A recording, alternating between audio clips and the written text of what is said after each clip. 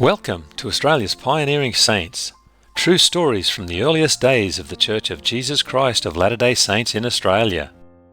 Today's story will make you smile, definitely make you cringe, and maybe look at your own life through a different lens. It's called the tithing chickens.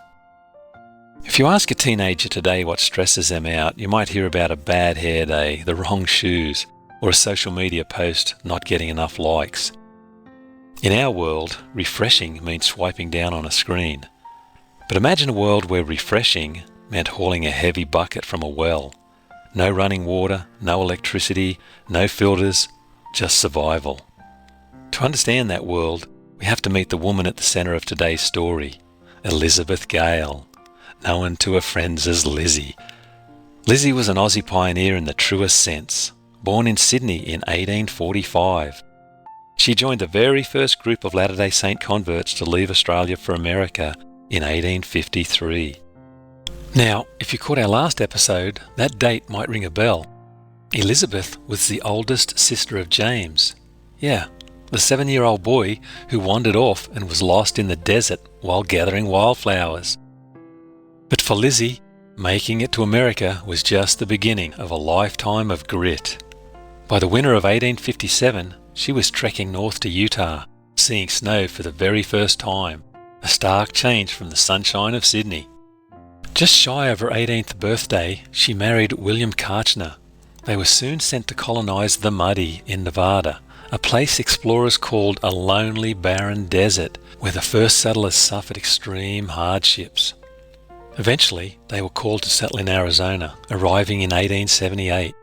There she lived out of a wagon box on the ground while they built a fort, and the challenges kept coming. When her husband died, she was left a widow at 47 to raise 10 children alone. Melva, the youngest, was only 6. But it's hard to really get your mind around what it took to survive back then. If anyone deserved to pass on tithing, it was Elizabeth. With 10 mouths to feed and no husband to help, things were tough. But for Lizzie, faith was a lifeline, not a chore. She supported the family by taking in laundry, scrubbing all day for 50 cents. She kept a garden, a cow, and fished in the creek to feed her family. And through it all, Elizabeth's faith never wavered. Back then, paying tithing looked different. Elizabeth's practice of paying tithing in kind, with chickens, eggs, and anything from the garden, that was the norm. And this is where her daughters entered the story. Among the family chores, one in particular came with a mix of duty and dread for Lizzie's girls, specifically her daughters Melva and Zina.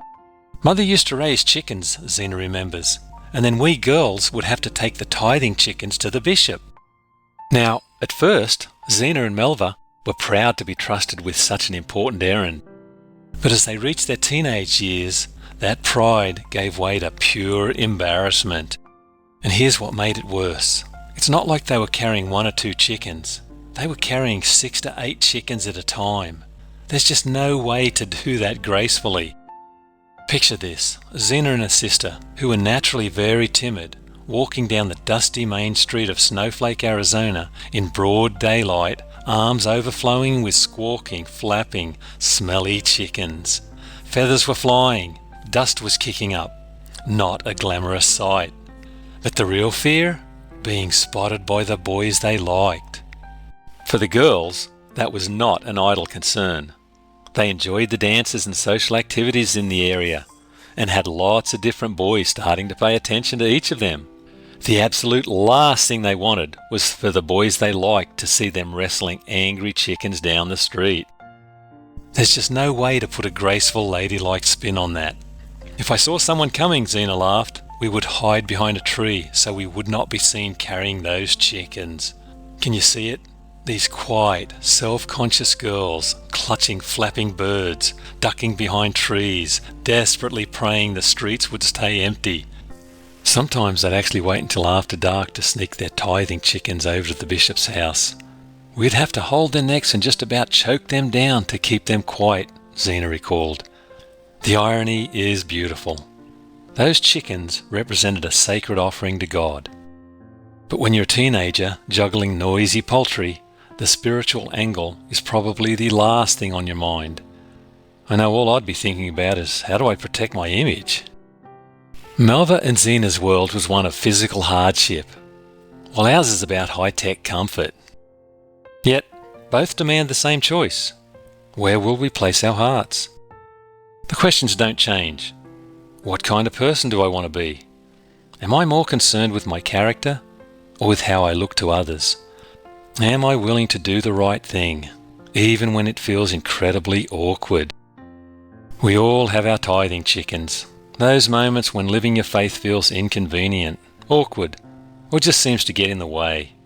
When all you really want to do is just keep your head down instead of having to make a stand for your values. But here's the guiding truth.